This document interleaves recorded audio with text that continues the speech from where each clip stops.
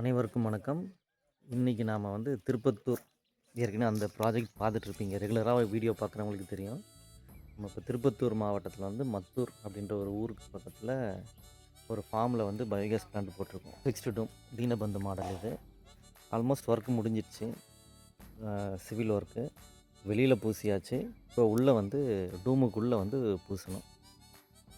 இது இதுக்கப்புறம் ஃபுல்லாக க்யூரிங்க்கு ஒரு வாரம் 10 நாள் விட்டுட்டு அப்புறம் ஃபுல்லாக மண் போட்டு இது ஃபுல்லாக அப்படியே க்ளோஸ் பண்ணி அப்படியே தர லெவலுக்கு வந்துடும். அதுக்கப்புறமா இங்கே தொட்டி கட்டுவோம். அது இது கேஸ் அவுட்லெட் இது. அதுக்கப்புறம் இதை ஃபிட்டிங் பண்ணி பண்ணணும். இது அவுட்லெட் சாம்பர். இது ஸ்லரி அவுட்லெட் சாம்பர்.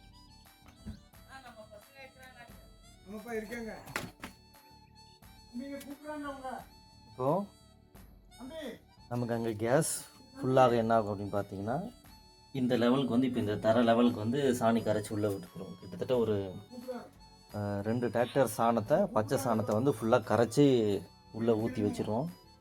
அதுக்கப்புறம் நமக்கு ஒரு 1 வீக்கில் கேஸ் ப்ரொடக்ஷன் ஆக ஆரம்பிச்சிடும். இப்போ கேஸ் ப்ரொடக்ஷன் ஆகும்போது என்ன ஆகுனா, இந்த தர வரைக்கும் இருக்கிற அந்த மாட்டு சாணம் கரைசல் என்ன ஆகுனா அப்படியே மேலே ஏறி வரும். அங்கே ப்ரெஷர் பில்டப் ஆகும்போது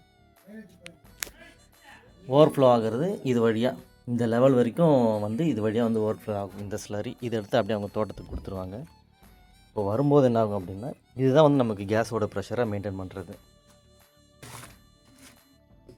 இந்த லெவலில் இந்த லெவல் வரைக்கும் நமக்கு இந்த சாண கரைசல் இதுலேருந்து வழிய ஆரம்பிச்சிடுச்சு அப்படின்னா நமக்கு கேஸ் நல்ல ப்ரெஷரில் இருக்குதுன்னு அர்த்தம். இங்கேருந்து அப்படியே பைப் லைன் கொடுத்து இந்த இடம் தான் கிச்சன். இங்கே யூஸ் பண்ணுற மாதிரி கொடுத்துருக்கு.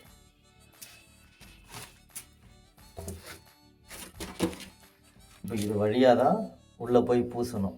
சாணம் கரைக்கிறதும் ஸ்டார்டிங்கில் இது வழியாக உள்ளே போய் தான் கரைக்கணும்.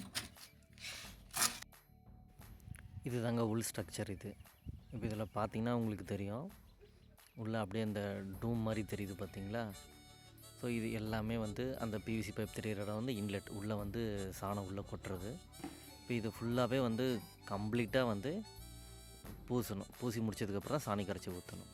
இதில் ரொம்ப முக்கியமான விஷயங்க இந்த பூசு வேலை பண்ணுறது. ஏன்னா உள்ளேயும் கம்பல்சரி பூசணும், வெளியிலையும் அவுட்டர்லேயும் பூசணும். ஏன்னா உள்ளே கேஸ் ஜென்ரேஷன் ஆகும்போது நிறைய ப்ரெஷர் உள்ளே பில்டப் ஆகும். ஸோ அப்போ வெளியில் என்ன ஆகுனா கிராக் விட ஆரம்பிச்சிடும். ஸோ அதுக்காக தான் பார்த்திங்கன்னா நல்ல திக்காக பிளாஸ்டர் பண்ணுறது. அது போக மண் போட்டு மூடும்போது உங்களுக்கு அந்த ஸ்ட்ரென்த்து கிடைக்கும். ஓரளவுக்கு உங்களுக்கு புரிஞ்சிருக்குன்னு நினைக்கிறேன் பார்க்குறவங்களுக்கு. உங்களுக்கு இதை பற்றி ஏதாச்சும் சந்தேகங்கள் இருந்தது அப்படின்னா எனக்கு கால் பண்ணாதீங்க. வாட்ஸ்அப்பில் நீங்கள் மெசேஜ் போடுங்க, உங்களுக்கு கிளியர் பண்ணலாம்.